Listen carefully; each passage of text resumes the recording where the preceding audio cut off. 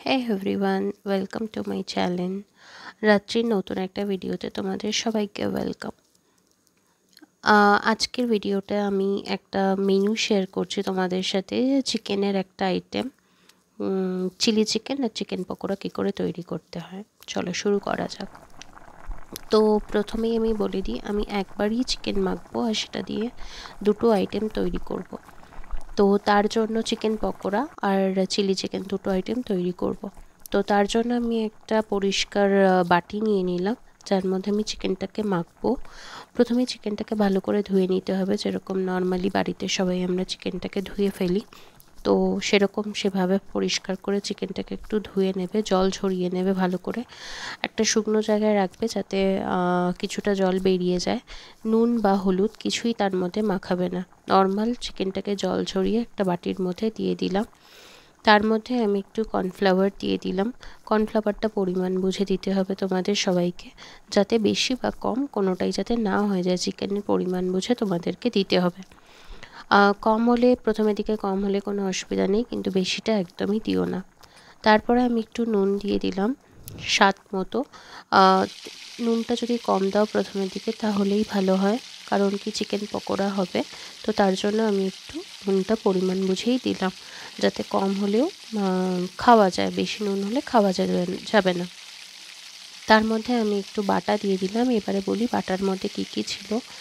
আদা বাটা, রসুন বাটা, পেঁয়াজ বাটা আর লঙ্কা, এই সবগুলোর বাটা ছিল। সেই বাটাটা একটু দিয়ে দিলাম, তার সাথে একটু লঙ্কার গুঁড়ো, হলুদ গুঁড়ো, একটু চিকেন মশলা, আর একটু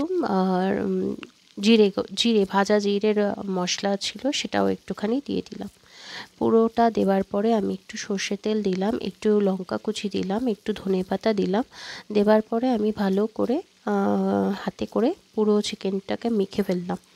এবারে মাখার সময় দেখতে হবে যে আমি একটু সময় নিয়ে মাখবো পুরোটা মাখার সময়। আর হ্যাঁ, তার মধ্যে একটা ডিমও দিয়ে দিতে পারো, গোটা ডিমটাই দেবে, কুসুম দিলেও কোনো অসুবিধা নেই। ঠিক আছে, গোটা ডিমটাই দিয়ে দিও। আর পুরো চিকেনটাকে ভালো করে কিছুটা সময় ধরে মাখবে, যাতে চিকেনের সব দিকে মশলাটা ভালো করে মাখা হয়। এই সব কিছু মাখার সাথে সাথে আমি একটুখানি এর মধ্যে ময়দা অ্যাড করব। ময়দাটাও পরিমাণ বুঝে দিও, অল্প একটুখানি লাগবে, বেশি দিতে লাগবে না, যদি তুমি প্রথমে কর্নফ্লাওয়ারটা একটু পরিমাণ বুঝে দিয়ে থাকো তাহলে। তারপরে আমি একটুখানি এর মধ্যে হলুদ দেবো, আর একটু লঙ্কার গুঁড়ো, আর একটু ফুড কালার দিয়ে পরিমাণ ভালো করে আর একবার মাখিয়ে নিচ্ছি। ফুড কালারটা কিন্তু তোমরা চাইলে অ্যাভয়েডও করতে পারো, আমি কালার হওয়ার জন্য একটুখানি দিয়েছি। সেটা একদমই কম, অল্প দিলেই ওটাতে প্রচুর কালার হয়। পুরোটা যখন ভালো করে মাখা হয়ে যাবে, তোমাদের মনে হবে যে হ্যাঁ হয়ে গেছে, সব দিকে মশলাটা ছড়িয়ে যাবে, তারপরে কিছুক্ষণ এটাকে রেখে দেবে। কিছুক্ষণ মানে আধ ঘন্টা রাখলেই হবে। চিকেনটাকে ঢাকা দিয়ে একটা জায়গায় রাখার পরে অন্যদিকে একটা কড়ায় তেল গরম করতে রেখে দেবে। তেল গরম করার জন্য রেখে দিতে পারো। আমি যেহেতু দুটো মেনু করছি, তাই আমি দুটো কড়াতে একদিকে পকোড়া ভাজবো আর একদিকে চিলি চিকেন করব। তাই দেখতেই পাচ্ছ আমি দুটো কড়া বসিয়ে দিয়েছি। একদিকে আমি চিকেন পকোড়াগুলো দিয়ে দিলাম,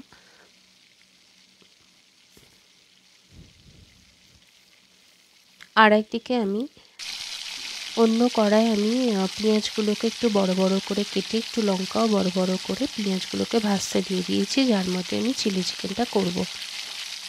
এইবারে পেঁয়াজগুলোকে বলি তোমরা একটু বড় বড় করে কাটলেই ভালো লাগে, যেমন আমরা নর্মালি চিলি চিকেন খাওয়ার সময় পেঁয়াজগুলোকে পেয়ে থাকি, যে একটুখানি বড় বড় করে কাটা। সেরকম করে একটু হালকা আঁচে পেঁয়াজগুলোকে কিছুক্ষণ ভাজার জন্য রাখবে, যতক্ষণ না পর্যন্ত পেঁয়াজটা একটু লাল লাল করে ভাজা হচ্ছে। আর হ্যাঁ, অবশ্যই চিকেন পকোড়া যেদিকে করছো সেদিকের গ্যাসটাও কম রাখবে, কারণ কি নাহলে চিকেনগুলো ভেতর থেকে হবে না। এবারে বলি চিলি চিকেনের রেসিপিটা। চিলি চিকেনের জন্য আমি তো আগেই পেঁয়াজগুলোকে ভাজতে দিয়ে দিয়েছি, তার মধ্যে আমি একটু দিয়ে দিলাম বড় করে কাটা রসুন কিছুটা, আর তারপরে আমি দিয়ে দেবো এর মধ্যে আদা। যখন রসুনটা ভাজা ভাজা হয়ে যাবে তারপরে আমি দেবো আদা। আদাকে বেশিক্ষণ নাড়াচাড়া করবে না, নাহলে তিতো হয়ে যাবে। কিছুক্ষণ ভাজার পরেই আমি দিয়ে দেবো ক্যাপসিকাম। যদি কেউ বাড়িতে চিলি চিকেন করছো তার মধ্যে কিন্তু একটু বরবটিও ভাজা দিতে পারো, যদি না দিতে চাও তো অ্যাভয়েড করতে পারো। যদি বাড়াতে চাও, বাড়ির লোকরা খাবে, দিতে পারো। চিলি চিকেনে যদিও কেউ বরবটি দেয় না, যদি দিতে চাও তো দিতে পারো, যদি না দিতে চাও তো দিও না।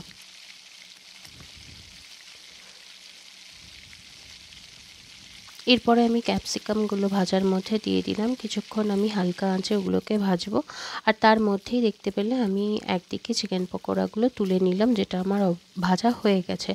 আমার ওইটাই ছিল চিকেন পকোড়া দরকার, তো ততটুকুনি আমি ভেজে নিলাম। বাকিটা আমি ভাজছি চিলি চিকেন করব বলে। এই চিকেন যেগুলোকে আমি এখন দিলাম কড়ায়, সেগুলোকে আমি চিলি চিকেন করব। এরপরে বলি, চিলি চিকেন করার আগে আমি কিছু ইনগ্রেডিয়েন্টস দিয়েছিলাম, যেটা আমার রেকর্ড করা হয়নি, তো আমি এখানে বলে দিচ্ছি যে এটা কীভাবে হলো।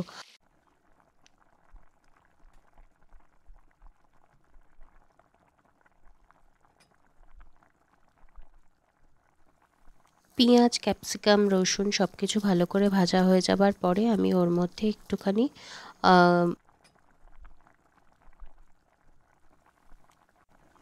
আমি সোয়া সস, একটু চিলি সস আর একটু হালকা করে টমেটো সস দিয়ে দিয়েছিলাম। তার মধ্যে একটু স্বাদ বুঝে নুন দিয়েছিলাম। তারপরে সব কিছু মেশানোর পরে আমি চিকেনগুলোকে এর মধ্যে দিয়ে দিই। আর যেগুলো আমার ক্যাপসিকাম কিছুটা বেশি হয়েছিল সেটাও আমি দিয়ে দিয়েছিলাম। তারপরে এখানে আমি এখন আমি কিন্তু কোনো জল দিইনি, আমি শুকনোভাবেই এটাকে ভাজবো। আর হালকা একটু ধনেপাতাও দিয়ে দিয়েছিলাম। যখন সবটা একটু শুকিয়ে শুকিয়ে আসছিল, তারপরে আমি হালকা করে অল্প করে একটু গরম জল দিয়ে দিয়েছিলাম। সেটাও একদম কম করে, দেখতেই পাচ্ছ একদমই বেশি ট্যালট্যালে ঝোল পছন্দ করি না। যারা করো তারা দিতে পারো বেশি করে জল, কিন্তু শুকনো শুকনোই বেশি ভালো লাগে খেতে। তো আমি একটু বেশি করে এখানে কম করে আমি এখানে জল দিয়ে দিয়েছিলাম। তারপরে ওই জলটা শুকিয়ে যাবার পরে চিকেনটাকে এরকম একটা শুকনো শুকনো দেখতে হয়েছিল, যেখানে খেতেও খুব ভালো লাগে এই জিনিসটা। তোমরা চাইলেও এরকম একদম চিলি চিকেন আর চিকেন পকোড়ার রেসিপিটা বানাতে পারো। আর বলো যে তোমাদের বানিয়ে কেমন লাগলো খেতে। যদি ভিডিওটা ভালো লাগে, লাইক, শেয়ার অ্যান্ড কমেন্ট করতে ভুলো না। টাটা।